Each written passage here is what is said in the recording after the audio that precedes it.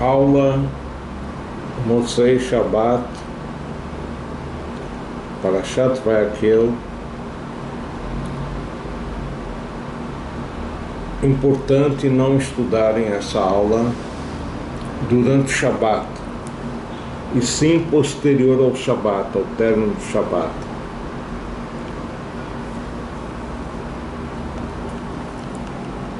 Nós temos aqui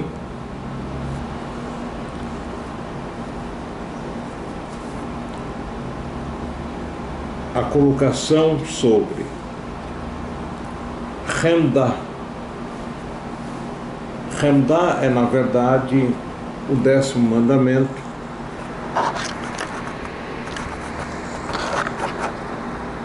e significa Lotachmod, a proibição de cobiçar, de desejar aquilo que não nos pertence. E que interessante o fato de ter sido citado como o último mandamento, é sinal que esse mandamento ele engloba as outras afirmações. Ele chama Hemdah de Avatumá, é o pai das impurezas, e que leva ao ódio, à inveja, ao roubo, falso juramento, até ao assassinato.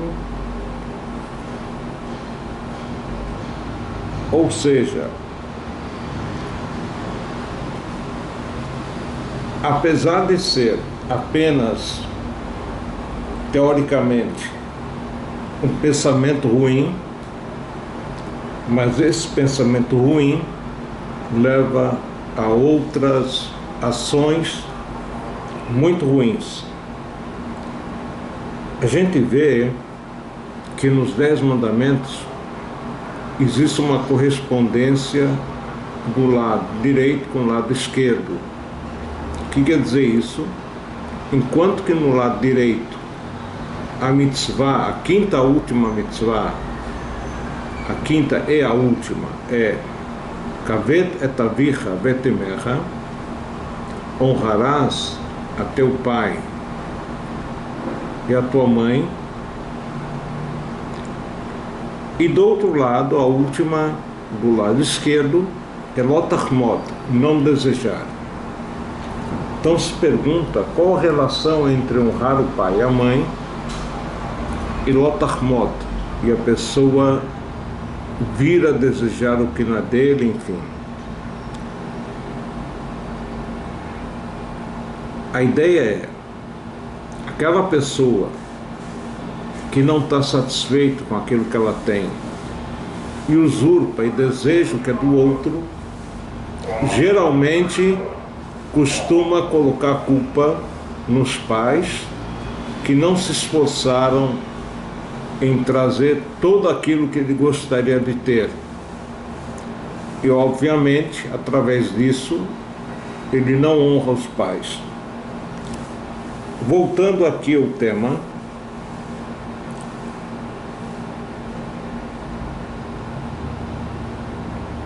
a ideia é da pessoa não contente, não satisfeita com o que tem, nos lembra exatamente as atitudes da Nahash, da cobra, que a pessoa, a cobra no caso, ela tinha toda uma posição especial no mundo animal, tinha pernas, andava, caminhava, comia igual um homem, igual um ser humano. E como ela desejou mais do que isso, aquilo que ela desejou, ela não alcançou. E aquilo que ela tinha, ela perdeu.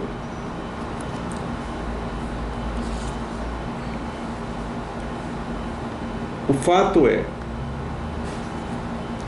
que o segredo disso é, como diz no Perkei Avot, a Samer Bechelko, a pessoa tem que se contentar com aquilo que ele tem, com aquilo que ele ganhou, já que é o suficiente para ele cumprir a missão dele no mundo, e através disso ele vai alcançar as coisas boas, enfim. Nós vamos voltar aqui às Halachot. Estamos vendo as leis de Kriyat Shema, capítulo 2 no Rambam. Antes vamos completar alguma coisa que faltou, muito importante. A primeira delas, que a pessoa, como nós falamos, tem que ter kavaná no Shema, tem que entender o que ele fala, pelo menos a tradução literal das palavras, e que ele não só reconheça que isso é verdadeiro, que ele aceita isso, mas que essas ideias entranhem no seu ser, façam parte do seu ser, e quando ele falar o Shema, sentir essas palavras como algo verdadeiro, algo profundo que sai dentro dele mesmo. Tem uma outra kavaná, uma outra intenção, que também é fundamental. É assim como em todas as práticas das mitzvot, qualquer mitzvah da Torá ou de Rabanan, devemos intencionarmos cumprir a vontade de Hashem através daquela mitzvah. O segundo tema que nos chama a atenção é o tema do Tefilin. Na verdade, do Tzitzit e do Tefilin. Como a pessoa cita durante a leitura do Shema a colocação do Tefilin no primeiro trechinho do Shema, o Shema Israel, e no segundo trechinho, V'Hayen Shamoa, é muito importante que a pessoa, durante a leitura do Shema, de dia, da parte da manhã, esteja munido do Tefilin, tanto do braço quanto da cabeça. E que nossos sábios chegam a colocar, a comparar a pessoa que reza sem o Tefilin, o Shema Israel, Keilo Meit Edut Sheker Leatzmo, como se ele estivesse fazendo Chas V'Chalila, falso testemunho. E há uma outra colocação, é como ele trouxesse um korban, uma oferenda, sem Nesachim, sem um complemento da oferenda, que seria o vinho, enfim, o óleo, a farinha, oferecida junto ao korban. Nossos sábios dizem, em caso de necessidade, a pessoa pode colocar o tefilin depois, mais tarde, e falar de novo o Shema. O certo é falar o Shema a primeira vez com o tefilin, mas se por qualquer motivo, por exemplo, ele não tem tefilin naquele momento, ou ele está com o intestino solto, enfim, ele consegue falar rapidamente o Shema, mas não consegue ficar com o tefilin naquele momento, ele coloca depois, quando ele se sentir aliviado, se sentir melhor, e aí fala de novo o Shema. De qualquer forma, isso em relação ao tefilin. Agora, o tefilin também tem um outro aspecto, um outro porém, que seria à noite, não é horário de se colocar tefilin, não se coloca tefilin na noite, e portanto não é necessário estar munido do tefilin, vestido do tefilin à noite, durante o Shema da noite. O Tzitzit, diferente. Nós lemos a Parashat Tzitzit tanto de manhã quanto à noite, e o Tzitzit não tem problema de usar à noite, apesar dele estar isento de cumprir a mitzvah de tzitzit à noite, porque está escrito Uritem otos ratem, um horário que você vê e se lembra das suas obrigações perante a Deus através do tzitzit, que tem a correspondência aos 613 mitzvot da Torá. Mesmo assim, o costume de Am Israel santificado é usar o tzitzit à noite, e como muita gente boa costuma também dormir com o tzitzit. De qualquer forma, é correto a pessoa à noite, munido de tzitzit, fazer a leitura do Shema. Há também certos costumes que o Hazan, o oficiante, na noite do Shabat, sexta-feira à noite, ele coloca o talit para poder rezar diante do Amud para o povo. Assim também Yom Tov. Agora, nem Yom Kippur, um dia especial de Yom Kippur, que é chamado Yom Adin Araba, o dia especial, enfim, de julgamento. O costume é todos nós, todos os presentes, homens no caso, usar o talit nas orações de Yom Kippur, tanto de dia quanto à noite. Mas de qualquer forma, vamos voltar aqui às leis de Shema Israel, no Rambam. Nós estamos no capítulo 2,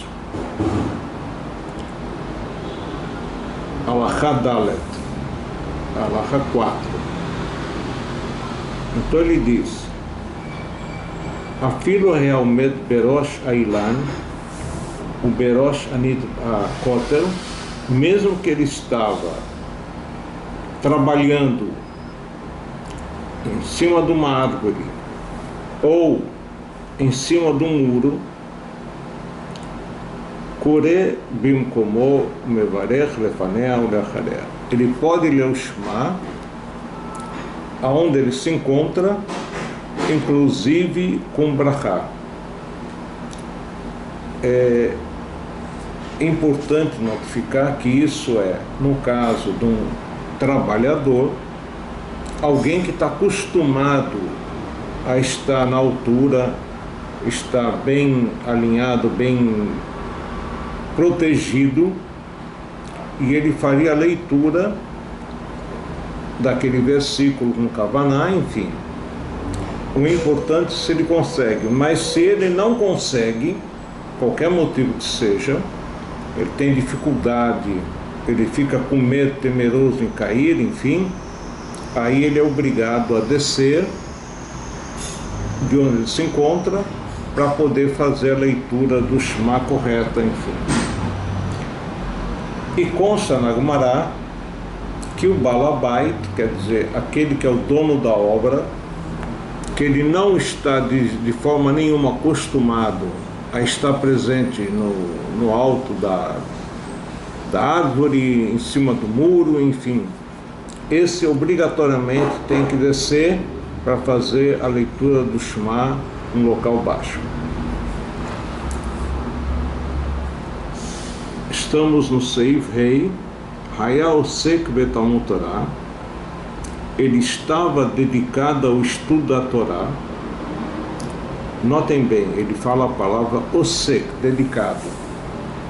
Porque nós sabemos que quanto à bênção da Torá, tem gente que fala Lasok Bedivrei Torá, Deus nos ordenou dedicarmos-nos ao estudo da Torá, e há quem diga Al Divrei Torá, sobre as palavras da Torá.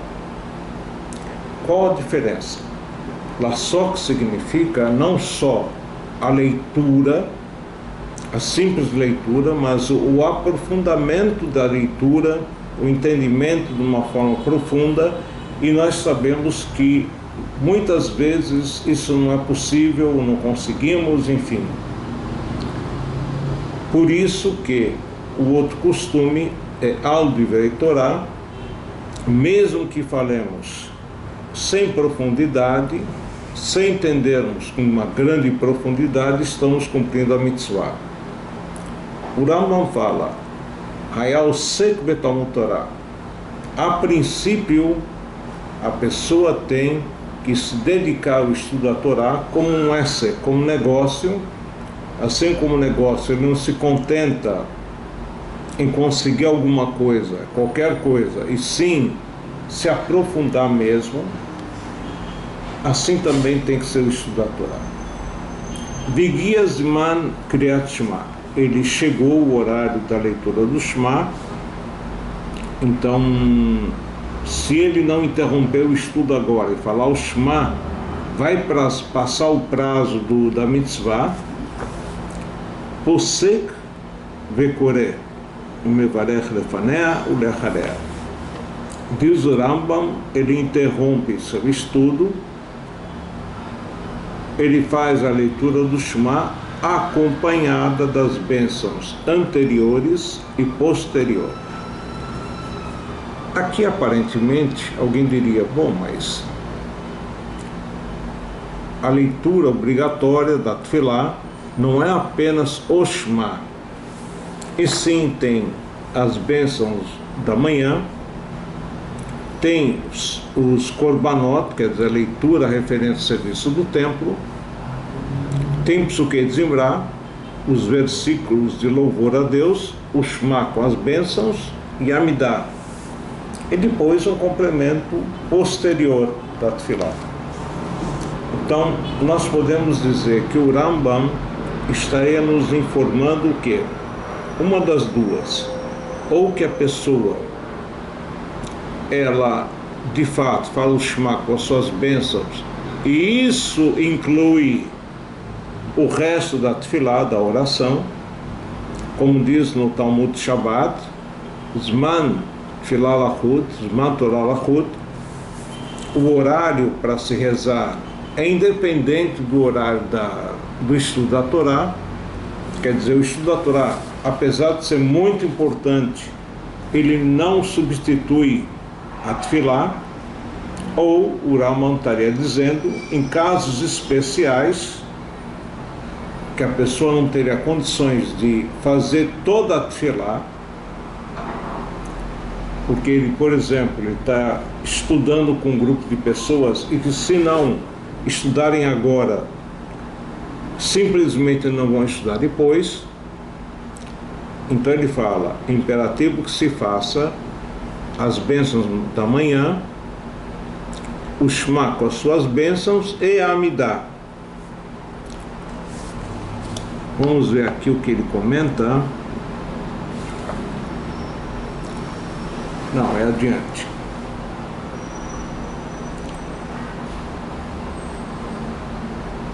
Hayal Sek Besorchei Rabim estava dedicado às necessidades da comunidade. Lo Ifsok Eligmor Iskeihem Veikra Imnishar Et Likrot. Ele não deve interromper a ocupação da necessidade do público, e sim, depois de ter terminado, vamos dizer assim, um assunto importante que visa o benefício da comunidade, ele conseguir terminar, ele simplesmente volta e fala o Shema, se sobrou tempo. É óbvio que a princípio a pessoa não deve começar nenhuma outra atividade no horário que é o horário do Shema ou próximo dele. Shema e Tefilá, Amidah. Mas se ele começou e é um tema muito importante, então nós devemos continuarmos até terminarmos aquele tema, aquela coisa que é necessidade do público e só depois vamos fazer o Shema. Lembrando aquela definição dita em aulas anteriores, caso tenha passado o horário do Shema, ele vai fazer o Shema com a intenção de cumprir o estudo da Torá. A leitura do Shema, pura e simples, também tem seu valor, mesmo fora do horário. De qualquer forma, a pessoa tem que se empenhar em acertar o horário correto.